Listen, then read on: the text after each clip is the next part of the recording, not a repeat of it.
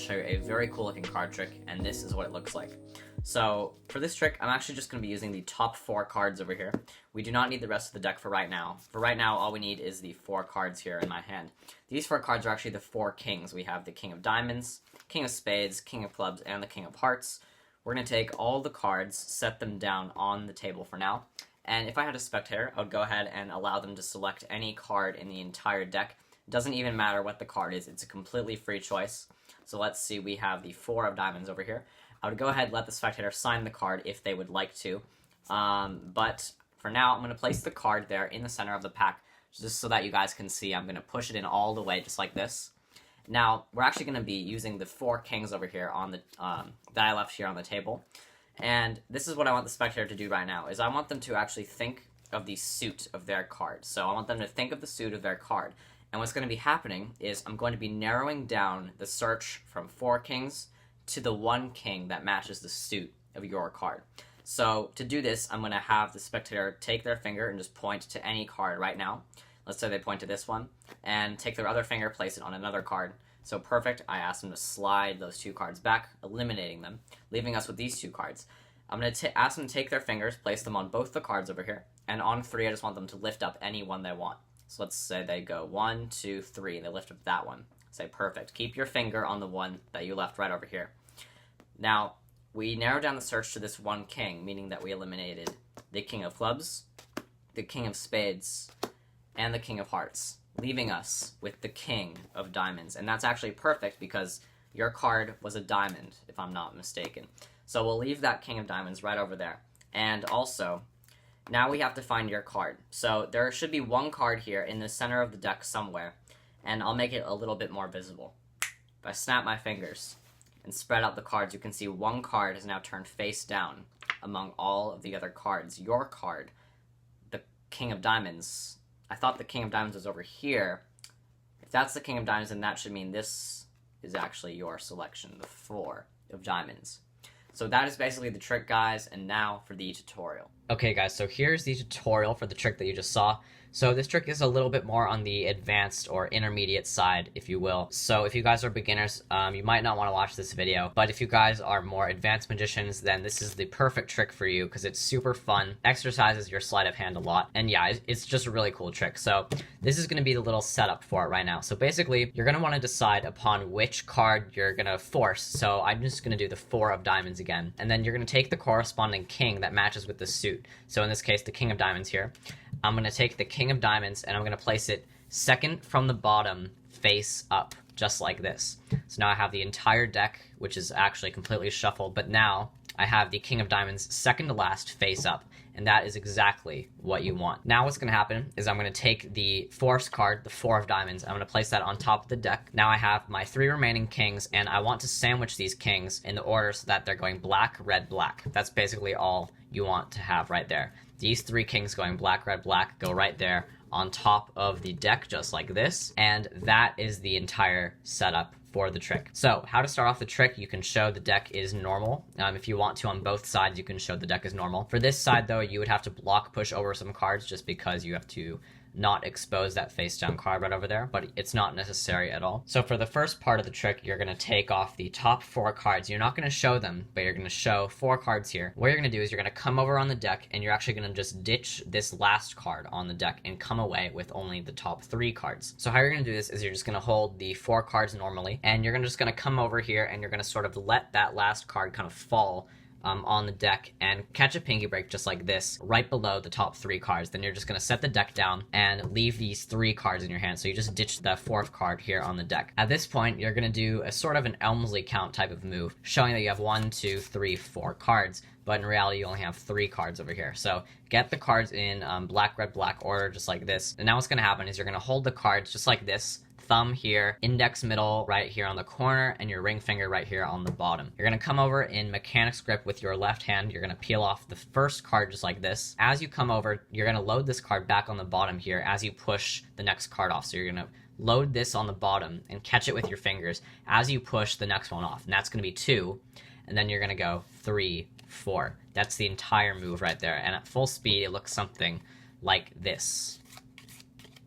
kind of looks like you have 4 cards just like this. You're going to go 1, 2, 3, 4, just like that. And when you finish that move, you should be left in this position with black, black, red. Just like that. So you're going to do that move, and now what you're going to do is you're going to come over and you're going to hold the cards to yourself.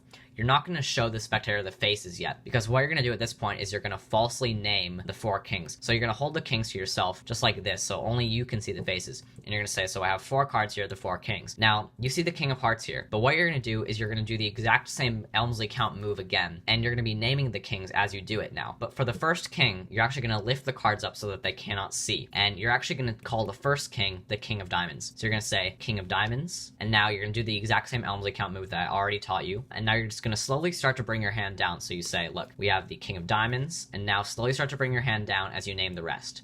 King of spades, king of clubs, and the king of hearts. So it kind of looks like you've just showed off the 4 kings here. So you have the king of diamonds, king of clubs, king of spades, king of hearts. Just remember to bring your hand up here for the first one, and then slowly start to bring it down for the remaining 3. Now, once you're in this position, flip them over and set them on the table, and you don't need the kings for right now. So now you have this position here in the deck. Pretty much everything is normal. Your 4th card is here on top, and you're ready to go. So you have the spectator touch any card in the entire deck. Let's say it's this card over here. You tell them to not look at the card, and what you're going to do is you're going to pick it up, and you're going to push off the top card, catch a pinky break as you pick up the card just like this. You're going to place the card here on top of the deck, and you're going to perform a double lift, showing that they freely picked the 4 of diamonds, but this is a double lift, and this is actually the random card that they picked, so they can go ahead and pick any card they want to, but it doesn't even matter because the card will eventually be the 4 of diamonds anyway, because you're forcing it by doing a double lift just like this. So they can sign the card if you want to ruin your cards. I guess it's okay. Now what you're going to do is you're going to flip the double back over. So you're going to flip these 2 cards back over. What you're going to do is you're going to take the top card and riffle down about halfway and just place the top card there in the center. Now this is what I like to do. I like to come over with my hand. Basically what's going to happen is you're going to be palming off this top card in a sort of longitudinal palm position, just like this. So it looks like this from the spectator's eyes, but it looks like this from your eyes. So basically I like to just come over with my hand as I bring the deck forward, showing them that this card is out jogged here, and I just kind of rest my hand here on the table. Don't worry, they will not be able to see this card because all attention will be on the deck. And as you push the card in, you're going to push the card in, you're going to bring your hand over here. As you push the card in, boom, just place your hand on the kings, set the deck down, and pick up all the kings at the same time. And what you've just done is you've just dropped off their selection on top of the 3 kings over here. So now you're going to pick up all the kings over here, and you're going to show them off. What you need to do is you need to get this card second from the top right over here. So you're just going to need to take this card and sort of switch it around just like this. And you just do that in a very natural motion, as you say. So look, we have 4 cards over here just like this. Boom. And now that card is in the second position from the top, just like this. Now, you're going to flip over the cards, and you're just going to perform a completely regular Elmsley count. Completely normal, standard Elmsley count, just like this. I won't go into too much detail, but there is a normal, standard Elmsley count. And that should leave you in this position over here. So now what's going to happen is you're going to flip over the cards, and you're just going to lay them out here on the table. Now, you know that the 4 of diamonds will end up on top after the Elmsley count, so just keep your eye on this card. Now, for this next part of the trick, I'm not really going to go that much in depth of how it works, just because I've actually taught a video very, very similar to this concept before on my channel.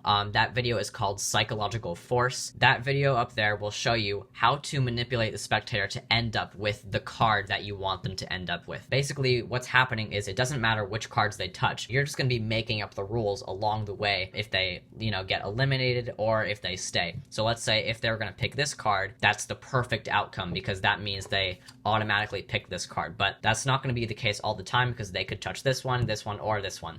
So once again, I'm not going to go that much in depth, but basically you're just going to be eliminating these 3 cards in the end, and you're going to leave them with this card, no matter which cards they touch. So once they are left with this card, you say, so that eliminates the king of clubs, the king of spades, and the king of hearts, meaning we have the king of diamonds over here. And that was perfect because that was the same suit as your card, correct? And they're going to say yes. Now what you're going to do is you're just going to take the card, place it here on top of the kings, and set everything down on the table. So now what you have over here is you have this situation with the king of diamonds face up second to last. All you're going to do now is just give the deck a swing cut. So just take the deck, give it a normal swing cut, just like that. So now you've actually placed that king of diamonds in the center of the pack. So now I've actually taught this same move also in a separate video. I'll go over it very, very quickly. It's basically a move that shows the deck normal fashion, and then you snap your fingers, boom, and then the card appears face down. So basically all I'm doing is I'm estimating. That's all I'm doing.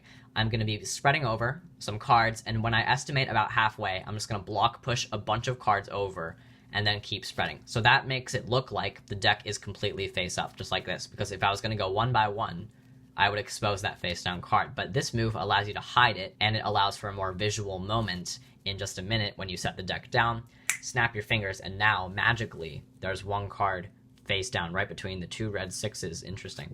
And you're going to act like this is their card. When you flip it over, you're going to act very confused. You're going to be like, wait. And also at this point, the spectator is going to be very confused because they were expecting this to be their card and they thought the king of diamonds was over here the entire time. But once you show this, then they're going to put the pieces of the puzzle together. And if the king of diamonds is here, then that means this card over here is their selection, the four of diamonds. You can even have the spectator go ahead and flip over this card because it would be that powerful of an ending. So yeah, guys, that is basically the trick. It is a very, very cool trick. So that's pretty much the video. I really hope you guys liked it, and see you guys for my next one. Bye.